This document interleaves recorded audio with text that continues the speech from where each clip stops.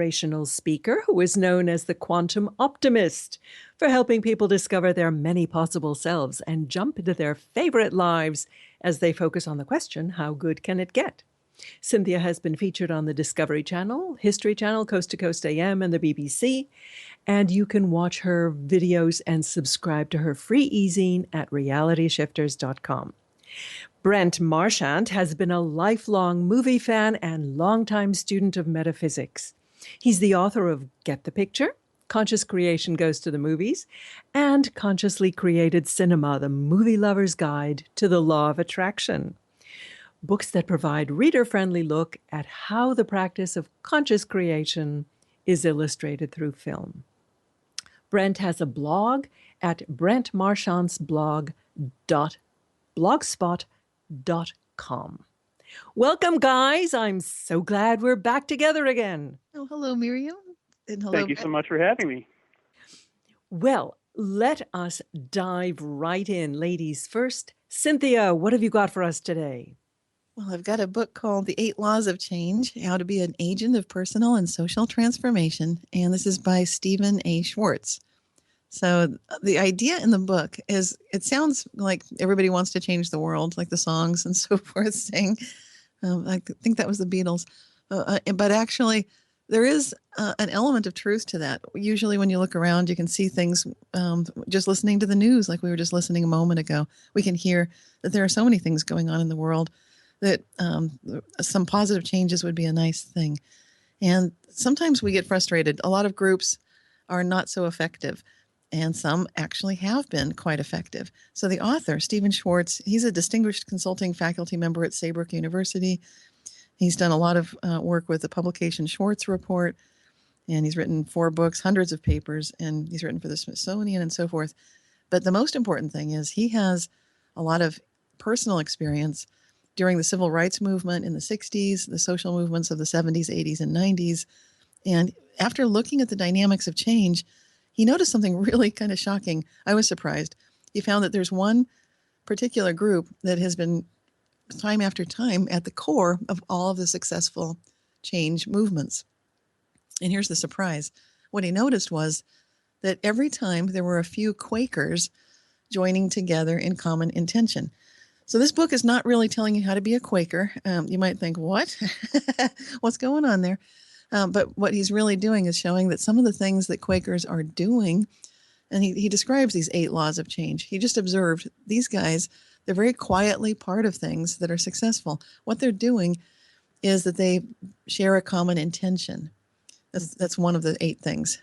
Another one is they have goals, but not cherished outcomes. They also accept they may or may not see change in their lifetime.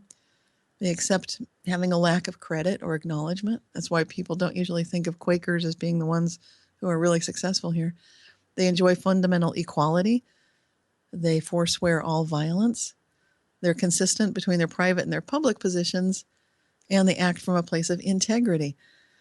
So, oh my God, it sounds like absolutely every one of those elements is absolutely 180 degrees from what we see around us. Well, yeah, because we're watching the corporatocracy trying to take over the world. But here's how to turn that around. And so I think this is one of the books of our times. I think it'll be a classic. You know, the book itself is not nearly as dry as I just spelled it out. It actually is lively. So each chapter tends to go through an example. Like Benjamin Franklin did a lot of wonderful things that were very long reaching, far thinking. And I'm so impressed with what he's been able to, do in terms of setting things up so that we have libraries. We have a lot of public things that, including school systems and just things that we take for granted now. And we think that they're part of America. But unless someone like Benjamin Franklin put them together, and actually a lot of what he did was in accordance with these laws of change. So you don't need to be a Quaker. I'm just pointing out, this is kind of interesting.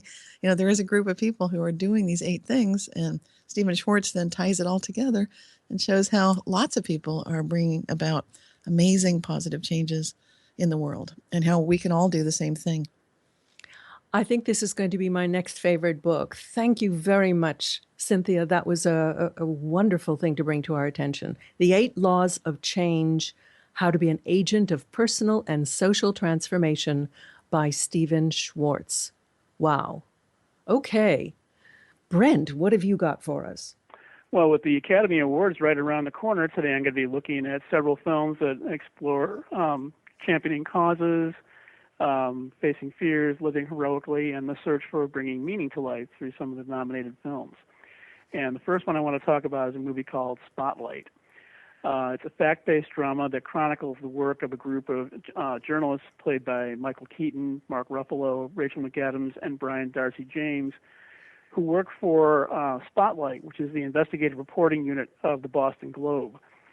The film details the team's efforts in exposing a scandalous, calculated cover-up that was orchestrated by the Archdiocese of Boston to conceal years of sexual abuse committed by priests against minors. The picture profiles these crusaders seeking to bring real meaning to their work. It's an initiative aimed at righting long-hidden wrongs and championing the cause of many victims whose voices hadn't previously been heard. Their fearless, determined efforts inspire viewers and provide an impressive look at a truly courageous form of heroism, a feat that, ironically enough, is accomplished with little more than a pen and a notebook. Mm.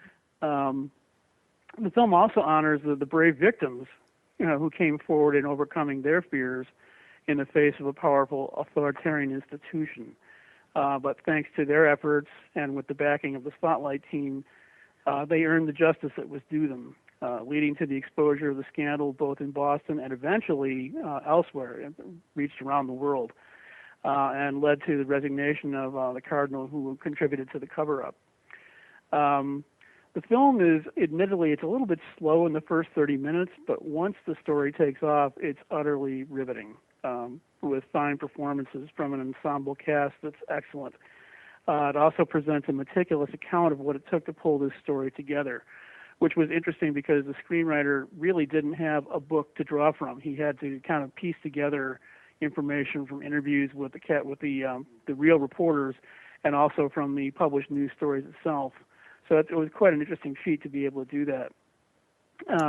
The picture has been richly rewarded for its accomplishments so far, receiving numerous nominations in the various competitions leading up to this year's Oscars, taking home several honors, including 3 Critics' Choice Awards for Best Picture, Best Acting Ensemble, and Best Original Screenplay, as well as the Screen Actors Guild for Best Ensemble Cast.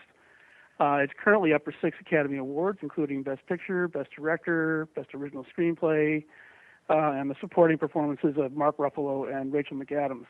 And I think it's got a very good chance of taking home at least 1 or 2 awards. So it's definitely well worth viewing. Anyone who'd like to see a complete review, it can see it on my blog page, or they can view it on the entertainment tab for Vivid Life magazine, available at vividlife.me. So that was again Spotlight. Spotlight. Well, you mentioned the 2 kind of factions in this film. One is the courage and the I guess, doggedness of the reporters in uncovering the story. But the other really is in the victims being willing to come out and talk about what happened to them. Yes, absolutely. Especially in a city like Boston, which is so heavily Catholic and where the church is such an omnipresent force.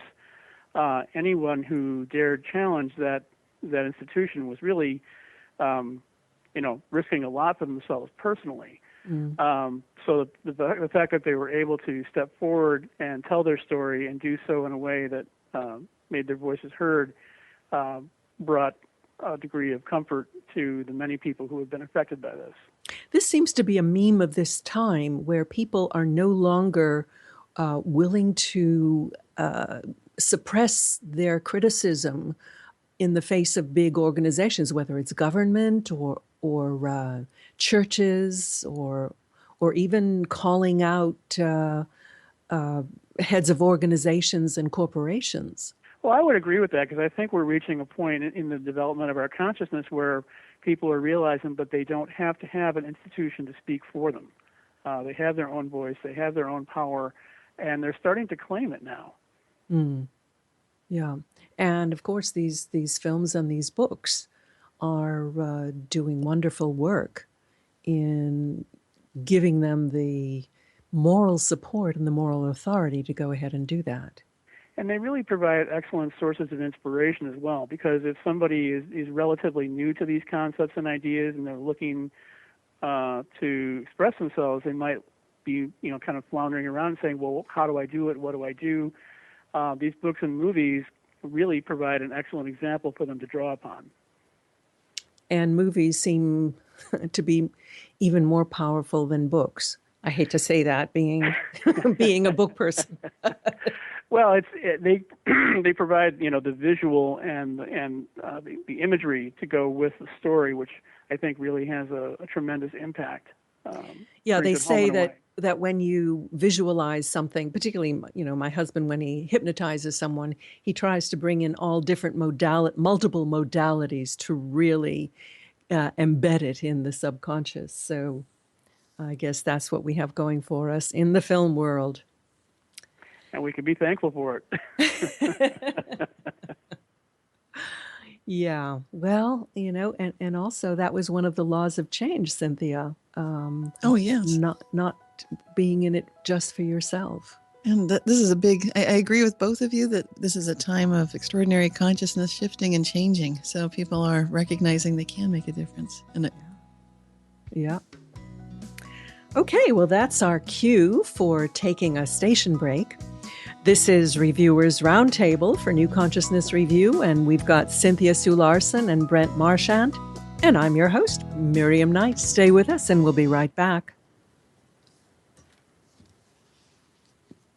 Free your mind with Om Times Radio, IOM FM. Captured our imagination and attention. Cynthia, what's your next book? My next book is called Life on the Edge, The Coming of Age of Quantum Biology. It's co-authored by John Joe McFadden and Jim Al-Khalili. And this is a book that might sound a little bit daunting, but I think everybody has something that they can get out of it, because this is actually the brilliant debut of quantum biology in this book. And the two authors, John Joe McFadden, he's a professor of molecular genetics at the University of Surrey. He's written lots of textbooks, and he's been heavily involved in noticing that there's something going on in biology that processes everything from DNA and, things that we think of as very basic, such as the flight of birds and so forth, and the way smells and our sensory apparatus works in our body. All of these things actually have a very quantum quality to them. So he teamed up with Jim Al-Khalili, who is an academic author and broadcaster. He's a theoretical physicist, and he was one of the few people that didn't laugh at John Joe McFadden early on, because John Joe McFadden's research really goes back quite a long ways, where he was noticing through his work in the field of biology, as well as just getting involved in noticing that there's something going on. There's a body of evidence building, both within the fields that he was studying directly, as well as other researchers. And the examples of things like photosynthesis in plants are demonstrating really remarkable properties in quantum physics, such as quantum coherence and the ability to transport energy. And birds, for example, are able to improve their navigational system thanks to quantum physics as well. And so a lot of the previous assumptions, and the reason he'd been laughed at before by a lot of scientists, was that people assumed that quantum phenomena only happen on the quantum scale. People that know me know that this is one of my big areas of interest, because I know that's not true. And so what John Joe McFadden and Jim Al-Khalili demonstrate in this book is really, as I said, this debut of this whole new field of quantum biology. And what I love so much about the book is the painstaking attention to detail when they describe the history of what went on, even some of the things where people originally had laughed at them. They mentioned Seth Lloyd at MIT, thinking this sounds ridiculous and saying things to that effect. But then Seth Lloyd was willing to keep an open mind and test mathematically to see if some of the claims of these scientists that quantum effects were actually happening in warm, wet, noisy biological environments could be true. And Seth Lloyd actually did help to prove the case that, yes, indeed, mathematically, this photosynthesis example is a very solid case of a quantum random walk. So give us an instant definition idiot-proof definition of quantum? Idiot proof. I don't know. There's a long silence there. Idiot proof. Oh my goodness. Oh, you don't ask much. Well, basically, quantum effects are interesting in the sense that they are seemingly mysterious. They seem very different than what we think of when we think of classical physics, or an apple falls out of a tree and we think we know what's going on with forces. So it's magic. It sounds like magic because there can be instantaneous changes occurring. Quantum particles can tunnel right through solid barriers as if they're not there at all. They seem to communicate with themselves and be in cahoots across great distances, as if time and space don't matter, and there can be this interconnectivity. They do seem to respond to consciousness. So when you observe things, it makes a difference. Even if you're going to observe something in the future, it affects what's happening now and what happened in the past. Mm-hmm. So there's just this remarkable kind of a synchronicity of and symphony, actually, of interrelated parts moving together, that there is order from order.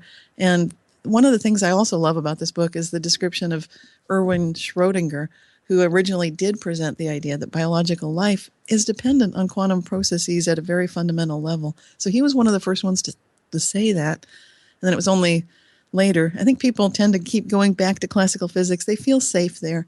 That includes scientists, because it seems like we can understand that. When we move into this realm of spooky action at a distance and interconnectedness and everything moving together, that gets a little bit strange for a lot of scientists. But I see that we're on this edge right now of a massive change. I actually have interviewed John Joe McFadden on my radio show, Living the Quantum Dream, on the Dream Vision 7 radio network. I was going to ask you about that. Go ahead and give it a plug. Okay, so that's dreamvision7radio.com. So it's Dream Visions is all written out. 7 is the number 7.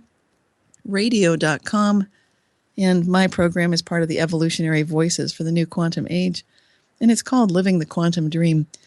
So it's my interview with John Joe McFadden is there. I also actually interviewed Stephen Schwartz about his 8 Laws of Change. And I do a lot of interviews, anything that's related to this topic of how our consciousness literally can change the physical world and how there are connections. That's what I like to talk about with some of the world's leaders in these areas. Well, what I am so excited to see is really the convergence between magic and physics, because the whole quantum world is our baby steps towards actually understanding things that are outside of the old Newtonian laws. And it's such fun to see it all converging. And I like the way that I agree with you. And I also love the fact that there appears to be a prominence, actually, of quantum logic in the natural world, that instead of thinking like quantum physics is something we only do when we have to, and it only applies to certain select areas, actually, it seems like just the opposite is true, and that everything at its very core is quantum, which can explain the remarkable unlikeliness of this entire universe to begin with. Okay, well, from there to Wall Street. Brent, your next film. Well, yes, my next film is another Oscar nominee, and it's a subject that's not really something you would think of as being something that most people would want to see on the screen. But it's a movie called The Big Short, which provides an insightful look at the 2008 financial meltdown and the motivations behind some of those who approached it. In particular, it looks at a group of financial professionals who saw the housing bubble coming and how they decided to approach it. One was out to protect his investors, another was out merely to make money, and another saw a broken system, decided to profit from it, to use the money to fund altruistic endeavors. It's interesting that it involved one central event, and yet you had so many different approaches to that same event. It kind of speaks to that quantum idea that Cynthia was just talking about, where if at any given moment you have any number of probabilities to choose from, we can each go down whichever one we find to be most suitable for us. And in this case, you had different people who did just that. The film also takes a look at the people who lost out because of this too, who ended up approaching it with blinders on, and were willing to engage in what ended up being offers that were, too good to be true, and ended up losing their shirts as a result of it. And yet all of these things come under the umbrella of one central event, which is really kind of interesting to see how many different reactions you get from one particular set of circumstances. The other way in which this movie is kind of unusual is the fact that it's a comedy for the most part. It doesn't sound like the kind of topic that would seem to be particularly humorous, and yet when you see some of the lunacy and the madness that was in place when this was all playing out, you can't help but kind of poke fun at it, and also to understand just how utterly ludicrous some of the ideas were that were driving this whole situation. Well, all of the facts in this were absolutely true. I mean, this was the subprime debacle. Yes, exactly, and they explain these rather complex concepts in really kind of fun and innovative ways. I mean, in one situation, for example, they literally compare it to gambling in a casino, and saying, well, if you wonder why things happen the way they did, think of what happens when you go in to gamble in a casino. So it's really quite effective at bringing these ideas home and showing how they turned out as they did, and why people came up winners and losers in the situation. It also speaks a lot to the idea of intuition, which is important because the people who spotted the bubble coming before it happened intuitively saw that even though what they were thinking ran counter to the conventional thinking at the time, they knew that this outcome was going to happen and said, it's time to move on it while we have the opportunity to do so, even if other people are going to be standing still and having their jaws drop when the result finally happens. The film has been pretty widely recognized as a winner.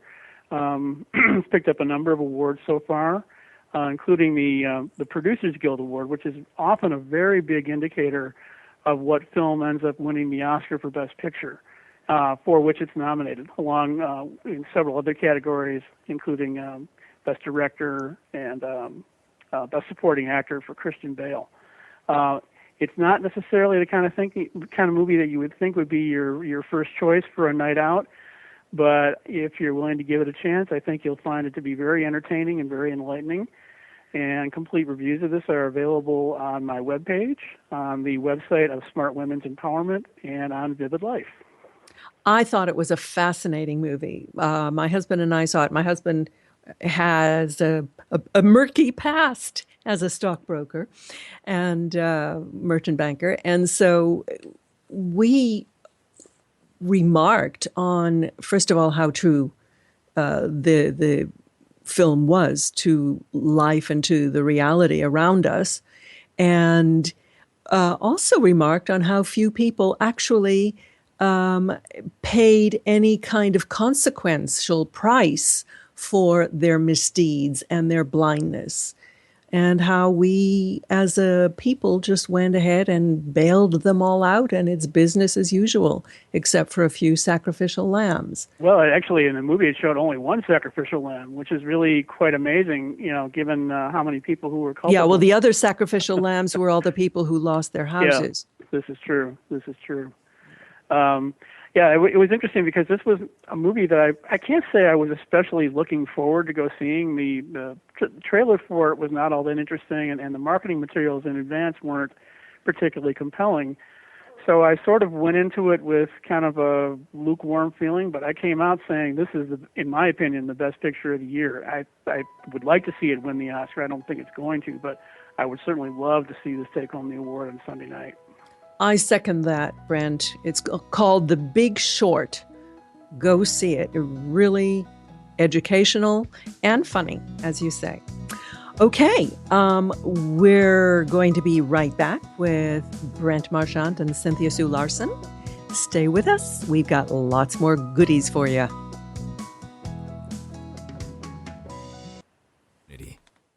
The future of Internet radio is here. Om Times Radio. IOM FM.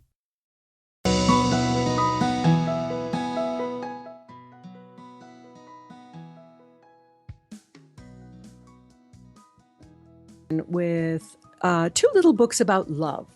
One is called Lessons on Loving in the Little Prince, Insights and Inspirations by David Robert Ord. I interviewed David a number of years ago about his book, The Coming Interspiritual Age. And David is an expert in relationships. And I was just fascinated by the juxtaposition of the wonderful children's book, or children and adults book, The Little Prince, by Antoine de Saint-Exupéry, and taking the lessons that I had learned as a child, seeing them as a child, and then laying them against the dynamics of relationships. And I thought it was absolutely beautifully done and quite fascinating.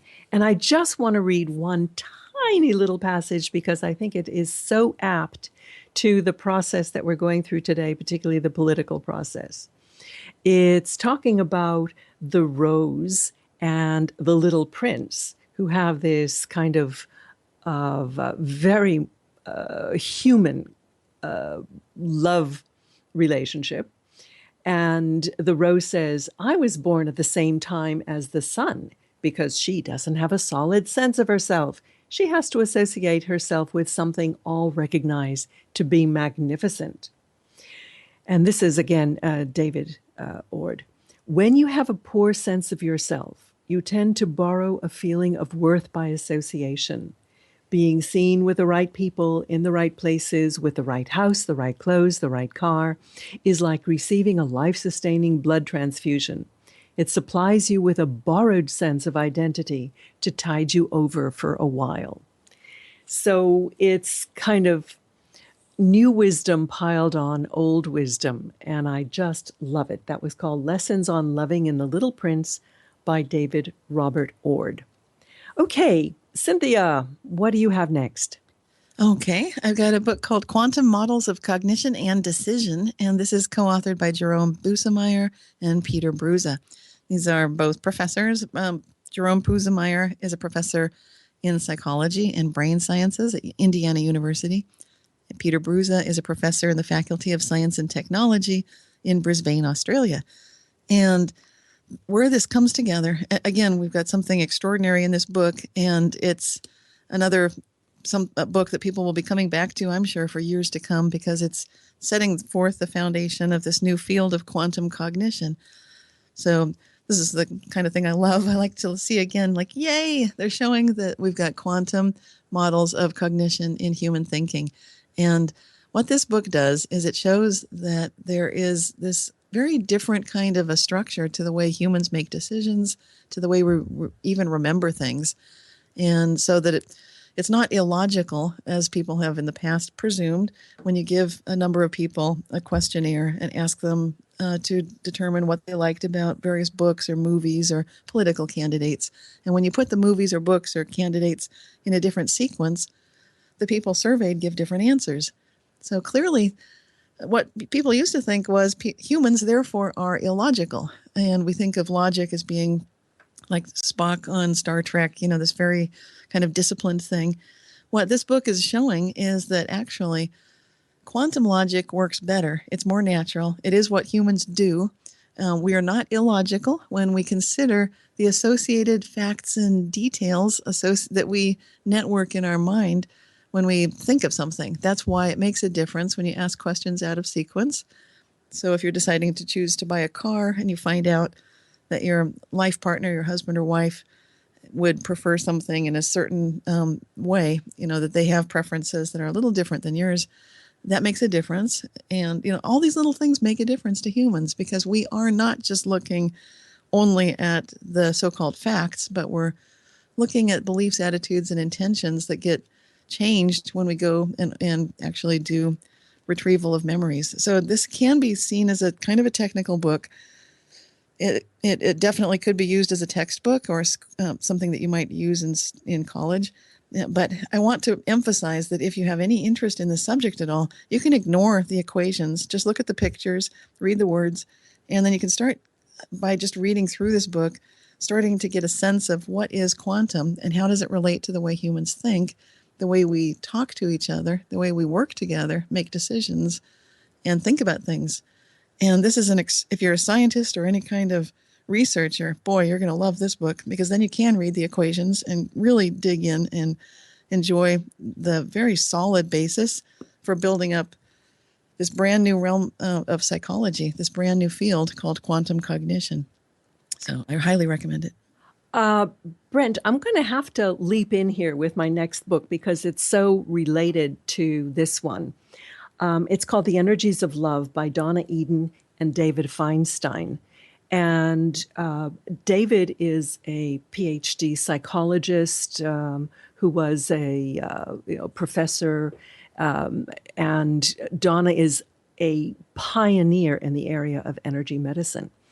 And what they do in the book is connect the body's energy field to the ways that we process energies and information when we're under stress. And they define 4 different types of energy processors, the visual and the tonal and the kinesthetic, and explain what that means in how they relate to each other. And of course, everybody is a compilation of all 4, but one is dominant, and that's their kind of default state. And they explain the relationship between the energies and our hormones. So it's bridging into that physical world, the kind of spiritual physical world, that middle ground that we're calling quantum. And that's why I love it. And of course, they give you tapping exercises and energetic fixes to rebalance these energies. So it's like pieces of a mosaic coming together with Cynthia's book and the energies of love. Fascinating, fascinating. Okay, so that was called The Energies of Love. And Brent, what do you have next? Well, my next film is it's a powerful drama from Hungary that's been nominated for the Oscar for Best Foreign Language Film. It's a movie called Son of Saul. And this movie outlines one man's attempt to bring a semblance of humanity to circumstances where none exists. In this case, the notorious German death camp of Auschwitz, where countless victims were mercilessly slaughtered during World War II. Under seemingly impossible odds, however, he's convinced that he's able to bring about the goal he's seeking to achieve, which is providing a burial for a young boy who managed to survive the gas chambers but subsequently died, rather than being relegated to the standard form of cremation that the Nazis were using. He wanted to give him one last bit of humanity and one last bit of dignity before moving on. And he has to go through really tremendous obstacles in order to try and pull this off. It's a very, very powerful movie and creates a very strong visceral feeling when you're watching it. So it's definitely not everybody's cup of tea. In particular, that's largely because of the way the film has been photographed. It's used mostly with handheld cameras filmed up close. So when you're watching the story play out, the viewer actually feels as though you are in the midst of the circumstances that are taking place. The other thing that the director does with this movie is that he employs what's been sort of loosely termed Hitchcock's rule, where he conveys suggestions of the action that's going around without actually depicting them, because he knows that anything that you can create in your own mind is going to be more terrifying than anything you can actually show. And he accomplishes that by focusing the camera almost exclusively on the face of the title character, Saul, where you're getting his reaction to everything that's taking place around him. It's really quite powerful in the way he carries this off. And as I say, it's not something that's going to appeal to everybody, but when you look at his heroic attempts to bring a semblance of humanity and dignity to a place where none exists, it's really, really quite inspiring. As I say, the movie is called Son of Saul. It's from Hungary. It's a nominee for Best Foreign Language Film. It's picked up most of the honors in competitions leading up to the Oscars, and I don't see any reason why it won't do the same come Sunday night. Complete reviews of this are available again on my website and on Vivid Life. It's interesting how our humanity manages to still keep a toehold even in the most desperate of circumstances. Oh, absolutely. And that's one of the things that really distinguishes this film from a lot of other movies that have been made about the Holocaust, in the fact that it provides you with a sense of hope as the story is playing out, even though all these horrible things are going on around the lead character. He still is on this mission to provide a sense of dignity and humanity at a time when it would seemingly die with everything that's going on around him. I think we're seeing a lot of this playing out in the Middle East now and in Europe with the refugee crisis. Who knows how that's going to shift our world, really. Yeah, I agree. And also, I think it just by virtue of the fact that the story is designed to offer a ray of hope. It's very easy, I think, at times for us to look at a lot of things that are going on and feel overwhelmed and say, well, what can I do? We're doomed. We're going to be consumed by all this. And yet, here you have an inspiring example of someone who is saying, no, I refuse to accept that. I reject that idea. I will do everything I can to make sure that the best of mankind somehow manages to survive even under these circumstances. I can only say, hear, hear. So we only have a few seconds until our next break. Cynthia.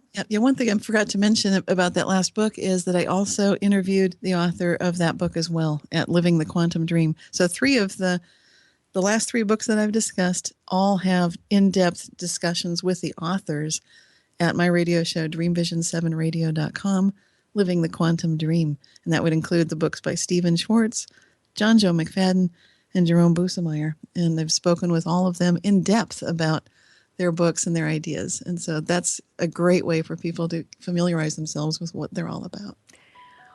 Let your inner nerd out. Absolutely. And while we're in the swing of it, I want to invite you to go to the New Consciousness Review website at ncreview.com, where you'll find all of our archive as well as blog and reviews.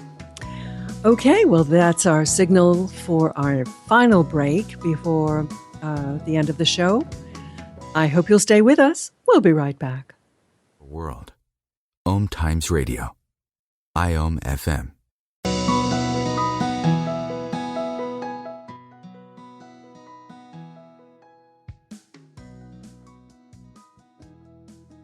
You have a rather interesting book for your last selection. Yes. This one is different. And you may have noticed there definitely was a bit of a nerdy theme going on with the 2 books. The first one wasn't so nerdy, but I don't take that as a... No. I'm a self-confessed nerd as well. I like intelligent ideas. And that's what all of my books, my favorite books, always share, is some sort of intelligent concept, something that can really make a difference in our lives. And this last book is no exception. This book is it's about dogs, and it's called Embracing the Wild in Your Dog, written by Brian Bailey. And this would have definitely be of great interest to any pet owners, but it's coming from a very different perspective. The author often gets involved with families who have had problem dogs that have attacked a child, a neighbor, a stranger. They've basically run amok. And so instead of saying, you need to take this dog back to obedience school or put the dog down, it's not really a dog obedience book at all. It's instead a book that provides a deep understanding of what's involved in canine behavior. And I think it's really a pointed, sort of a sledgehammer. It's kind of very firm in the way it expresses the idea to the reader that there is an inner wolf in all dogs, and you can ignore it, but you're doing so at your own peril. Of course, we see these images of Paris Hilton with the purse dog and so forth, and people get the idea that pets can be, especially dogs, can be little furry humans. It's often a surrogate for children when people choose or can't have children for some reason. But the thing is, as the author points out, dog aggression is here to stay.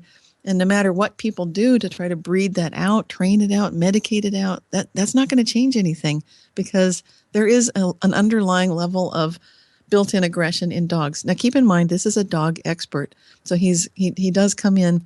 He's sort of the last stop on people's way before they have to give a dog up or put it down. So the author is basically explaining that this is a natural thing, and our dog's perception is very different from human perception. Often he hears people tell him that there can be a peaceful encounter this time, so it proves that there's improvement. That doesn't necessarily make a difference. So it's really a warning cry, this book. And then the third big point that the author makes is that dog aggression is never governed by human laws or human moral consciousness. Dogs, they're not going to heed fair play, and they don't show remorse because they're social animals, but they've got this whole different thing going on. So it's really an extraordinary book, I think, not just for dog owners or people that like dogs, but for anybody interested in psychology in general, because if you just take into account, and I think this applies to movies too, when you take a look at the animal nature in all of us, then you disregard that at our own nature as well. But that's just sort of a side note for all of us. But I think when you're reading this book, if you are a dog owner, like I've been a dog owner, then you have a really cherished, deep feeling of stronger appreciation for what you went through with your pets or what you're going through, and seeing the wolf, the inner wolf within your dog. So Does the book provide guidance on how to coexist with it? Well, only from a philosophical standpoint. So I think readers would be disappointed if they're expecting that they can read this book and then suddenly start training their dog to take advantage of the fact, okay, it's a wolf, but we're going to make this work. It's not really that kind of a book. It's not an obedience book, but it's basically the kind of a wake-up call so that people don't get lost in a fairy tale world where dogs are just little people in fur coats. Actually, dogs are more like wolves. And the indigenous people, the First Nations people, understood that. There are some really great quotes in this book from, for example, Chief Dan George, who says, if you talk to the wolves, they will talk with you, and you will know each other. If you do not talk to them, you will not know them. And what you do not know, you will fear. What one fears, one destroys. And that's an indigenous feeling about wolves, about what happens there. And I think it's nice just to bring some balance to this. So, dogs are cute. They are like little children. That's true. But there's more going on here. And it's worth all of our time to pay attention to that. So it's kind of a very different take on things. Fascinating. Embracing the Wild in Your Dog by Brian Bailey. Cool. Brent. Well, my last movie today has a small topic that it covers, and basically the meaning of life. It's a movie called Youth. And the meaning of life is something that has it's mesmerized, perplexed, and confounded mankind throughout the ages. And a lot of the time we come away from asking that question with no definitive conclusions. But making the effort to find answers is ultimately what really counts, especially before the end arrives. And that's essentially what the cast of characters does in this new film. Director Paulo Sorrentino, who won an Oscar a few years ago for a movie called The Great Beauty, has served up a thoughtful treatise about youth and aging in this movie that follows the life and relationship of two old friends, a retired orchestra conductor played by Michael Caine, and a filmmaker seeking to make his ultimate cinematic statement played by Harvey Keitel. And this all unfolds while the two of them are vacationing together in an exclusive resort in the Swiss Alps. Through their interactions and their conversations with each other, viewers are let in on what their thoughts are about what we do at the time between youth and death, and how we all understand it all, as the end starts to approach, all in hopes of finding some meaning from the experience. The film is features gorgeous cinematography, excellent performances by Keitel and by Jane Fonda in a powerful supporting performance, a diverse and emotive musical score, and beautifully, beautifully layered writing. It really ends up being a feast for the senses, and it leaves viewers with a lot to think about when the film comes to its conclusion.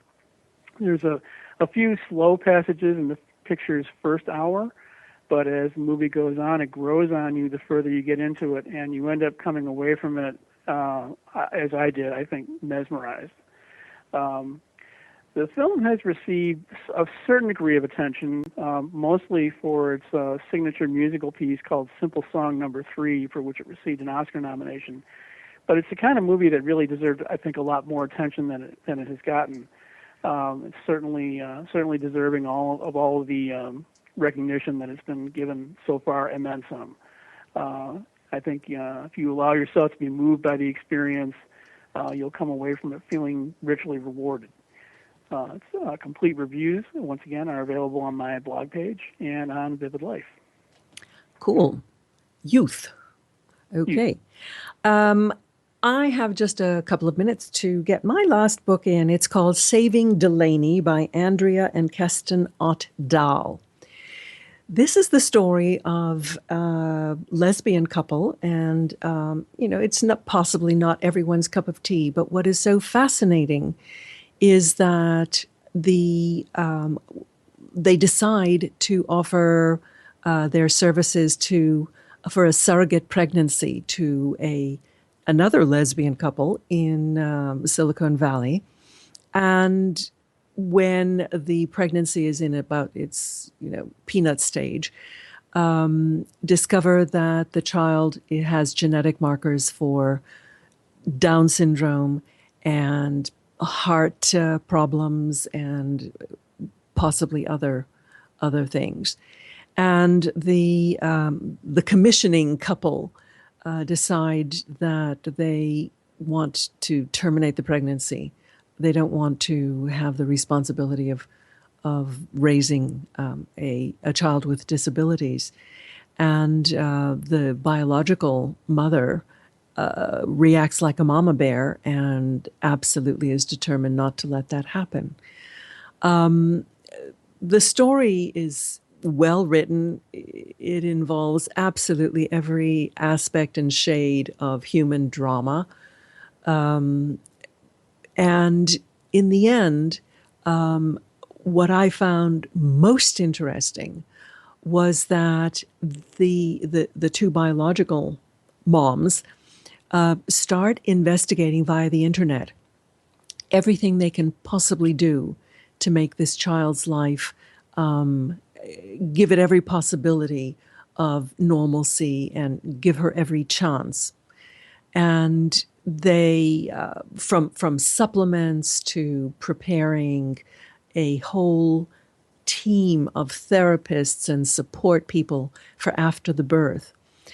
And what is fascinating is that the child, whose name is Delaney Sky, is now 2 years old, and she has been meeting or surpassing most of the markers of normal children, not just, other Down syndrome kids. And she is an absolute little sparkler who has her own Facebook page, and the moms have set up a foundation to teach other parents of Down syndrome and children with other disabilities that they have a lot that they can do. And I think the biggest element really is the passion and the love that they have poured into this child that has really reaped incredible rewards. So that's called Saving Delaney by Andrea and Keston Ott Dahl. And that's a real story. When you started, for some reason, I guess I was still in the movie land, and I was thinking this is fiction, but it started sounding realer and realer. So it's for real. It's absolutely for real. And it's empowering, inspiring, amusing. I mean, for God's sake, the people that they got to be sperm donors were a gay male couple, one black and one white. And then the girls went through this whole worrisome period. What was the child going to look like at the other end? And it was just fascinating. Well, here we are at the end of the show. Wow. So, Cynthia Sue Larson, thank you. Well, thank you so much. And Brent Marchand, my dear. Thank you so much. Wonderful films, wonderful books. And hope you'll join us next week. In the meantime, visit all of our websites, Reality Shifters, Brent's blog, and NC Review. Many blessings to you all. Have a wonderful, wonderful week.